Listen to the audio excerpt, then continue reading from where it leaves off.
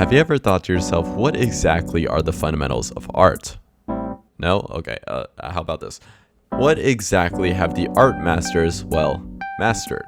Still no? Okay. Have you ever asked yourself, what do I need to learn to get better? Still no? Why'd you even click on the video? So, fundamentals this, fundamentals that, master the art fundamentals, yada yada yada, we all get it. But what are they? While there isn't a concrete art code that lists out the fundamentals, or at least not one that I know of, there are art topics that very clearly reign supreme and pretty much make up everything that we make. So here are my 7 fundamentals of art, not sorted by importance per se, but rather in what order I think you should learn them. Of course, everything in this video is subjective to a certain degree, as there is no set fundamentals or order to do this in, but I think that it gets pretty hard to break down art more than these basic building blocks. And I think that at least having a list of the most important things to learn and in what order you can learn them will be useful to quite a lot of people. So without further ado, let's get into it with the first fundamental being form. Form is quite literally the first building blocks when it comes to making anything, as the best way to practice it is, well, probably just draw a bunch of blocks. But what exactly is form? Technically, form is the physical existence of a thing, but the way it translates into art is mainly in the way of shapes. Being able to accurately draw shapes and control your perception of objects to match said shapes is very crucial in the aspects of art.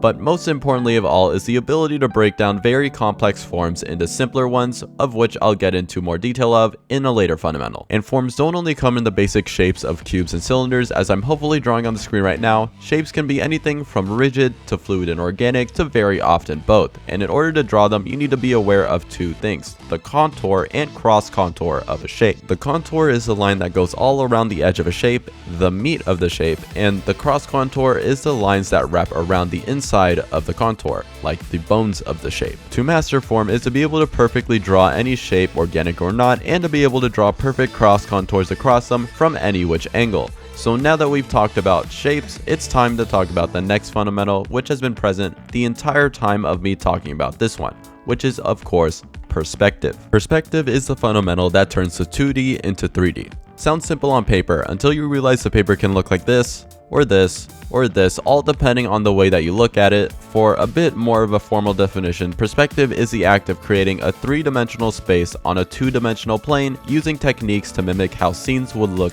in our eyes. Now, in more simpler terms, think of an object that's near you, say your phone or something. Now, imagine that object just floating next to you. Now think to yourself what this would look like from any angle that you can think of. The ability to draw that without actually having to look at it from that angle is the prime example of using perspective. Artists have broken this down in perspective grids called first point all the way up until 5th and even 6th point. Luckily for the vast majority of art, we only really need to go up to 3rd point perspective, but to be able to master perspective is to be able to imagine these grids without drawing it and place objects perfectly following said grids. I go a lot further in depth on perspective grids in a previous video. I suggest you check that one out for more, but now we can draw a form and we could draw from any angle, but how do we go from that to drawing complex objects? That's where the 3rd fundamental comes in: construction. Construction is exactly what it sounds like, taking shapes we know from form and angles that we have from perspective and constructing things out of them. Doing this through manipulating, adding, and breaking down shapes into the exact things we want them to be, and through this we can essentially create anything we can think of.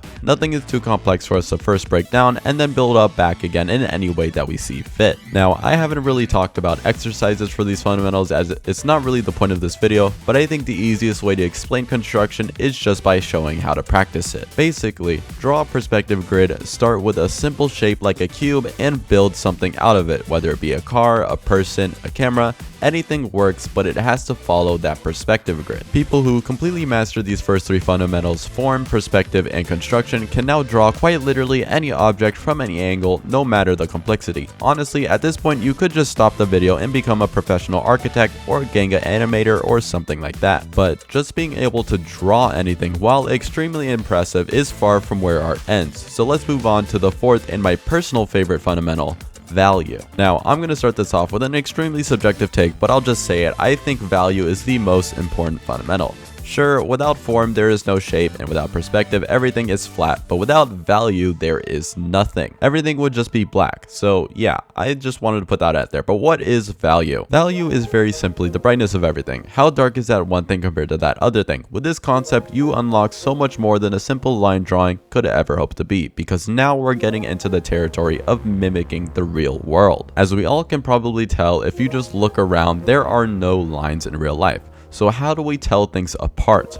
Light. Without light, everything would just be the same value and we wouldn't be able to see anything. And even without a lighting scenario, the only real way to tell two objects apart is their inherent value and color.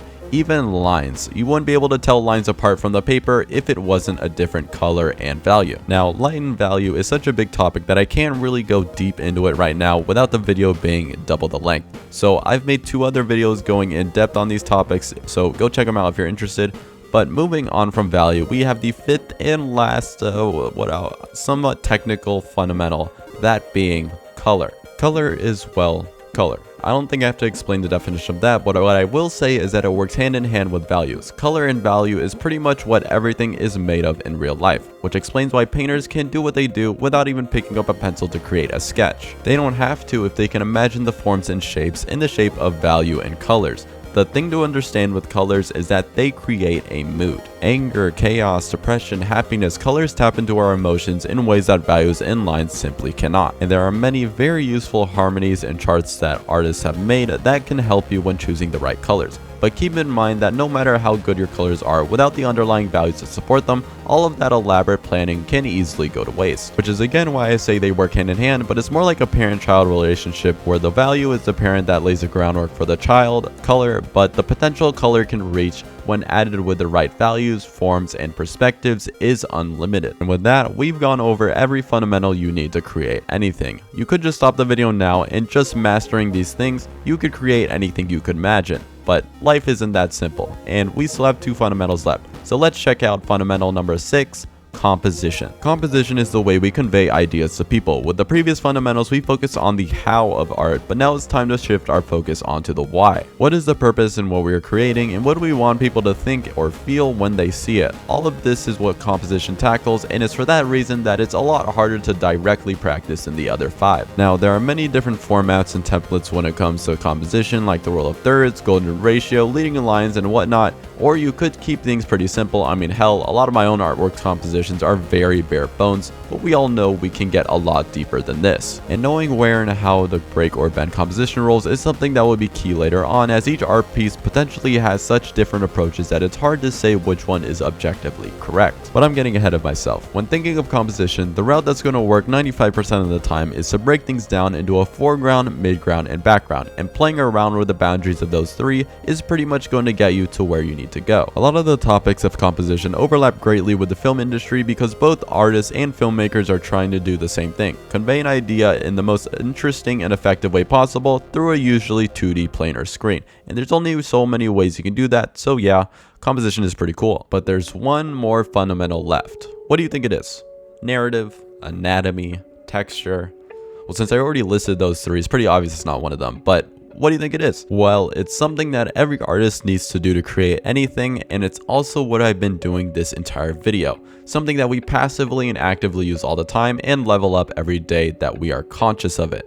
And with that, the 7th and final fundamental is observation. Our eyes are our everything, and a lot of the time it's one of the main things holding us back from improving if we're oblivious to it. Being able to critically observe, break down, and notice details is one of the staples that you need to learn if you want to improve quickly. I wouldn't be able to make this video if I couldn't first observe and then break down the essential elements of every piece of artwork that I see, and then put it into a script, and then record it, and then edit it, and yada yada yada. And this isn't something that you can just practice and learn in a few months. This is the main thing that separates an artist like me of 4 years from an artist that's been doing it for 10+ years. The sooner you're able to critically break down and notice things that work and the things that don't in each piece, the sooner you're going to get to a point where you're constantly improving at a rate you didn't think you were even capable of before. And the sooner you're able to build up a monstrous muscle memory and visual library that you're able to pull from and use for the rest of your art career. If you've been drawing for over a year or 2, you'll know what I'm talking about when I say things that I thought looked amazing in artists that I admired over 2 years ago now look simpler, possibly dare I say, mid as fuck. But it's the artists that stick around and still seem like masters after 2, 3, 4 years after you first discovered them.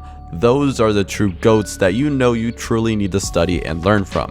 Why do they stand out from the rest? What makes their artwork so objectively amazing, and what can you do to mold yourself into the artist that you want to be from those people? Honorable mentions: narrative and anatomy. I mentioned these two before, and while I do think they do make for pretty important talking points, I don't think they quite make the cut for being fundamentals, especially anatomy. Now, narrative is so close to making the list, but I feel like composition kind of encapsulates like 50% of that topic, and it would be a bit redundant if I included it. And anatomy is pretty much just a fancy construction for humans. Still uses the same concept of creating a form, putting it in perspective, and constructing a human out of the many muscles and bones to learn. It's also why I don't really suggest practicing anatomy, especially as a beginner, as I feel like it's kind of a trap, except for anatomy, that's pretty important. If you learn a form in perspective using more universal shapes, you can pretty much just guesstimate things without learning a single muscle below the neck to a decent enough degree until you're so good that learning anatomy is just inevitable. But there we go, the 7 fundamentals of art. I hope you enjoyed this and learned something, or if not, at least got a good review in. Maybe there was a fundamental in here that you weren't thinking of, but that's it, and I'll catch y'all in the next one.